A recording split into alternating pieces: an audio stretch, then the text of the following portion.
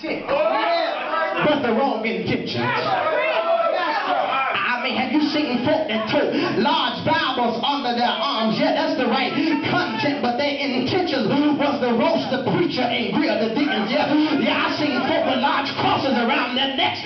That's the right content, but their intentions is to hook up with their brothers and their sisters. I seen folk with preaching suit, preaching robes. Yeah, that's the right content, but their intentions was to prevent the gospel and to get paid. That's the wrong intention. Come on, I need y'all to talk. I'm looking at me crazy. That's why I see folk that come to church speaking in tongues. That's the right content.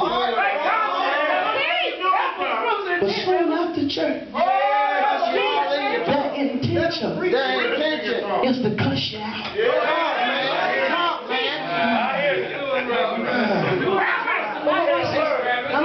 Not only do we see messy people always show up when ministry is going on.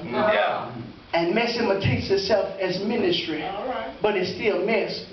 But lastly, the good news is, brothers and sisters, that the master can turn your mess into a ministry. Wow. Y'all missed that. Wow. The master can turn your mess into a ministry. I mean, look at the text. So when they continued asking him, he lifted himself and said unto them, he that is without sin among you, let him first cast the stone at her. And again he stooped down and wrote on the ground. And they which heard it, being convicted of their own conscience, went out one by one, beginning at the eldest even to the last. And Jesus was left alone with the woman, standing in the midst. When Jesus lifted up himself and saw none but the woman, he said unto her, Woman, where are thine accusers? Has no man condemned thee? No, said the woman. He said, No, Lord, no man. But Jesus said unto her, Neither do I. Go and sin no more.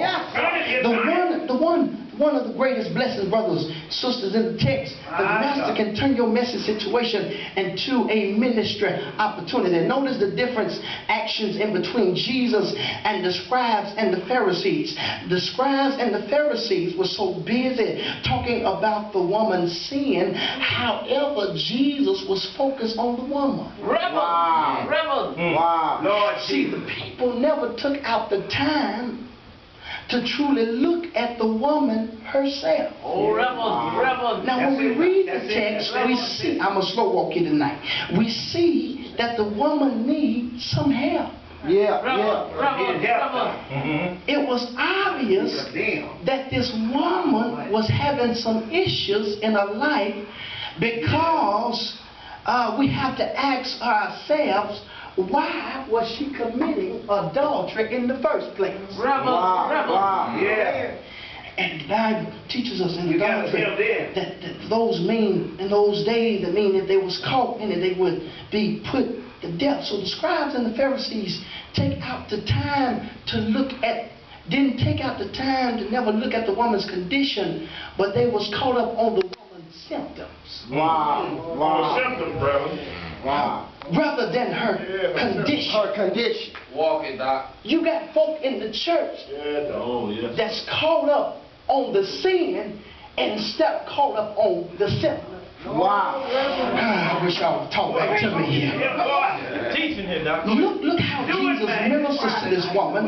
When everybody leaves this woman, Jesus does three things to him. I'm going to give them, and I'm out of here. The first thing he does, he embraces the woman. Brothers and sisters, if we're going to be what God is calling us to be, we got to learn how to embrace. But then not only did he embrace, secondly, he encouraged. He encouraged this woman. Not only did he embrace, encourage, but he emancipates this woman by saying, you are free from your sin. Y'all ain't going to talk to me tonight.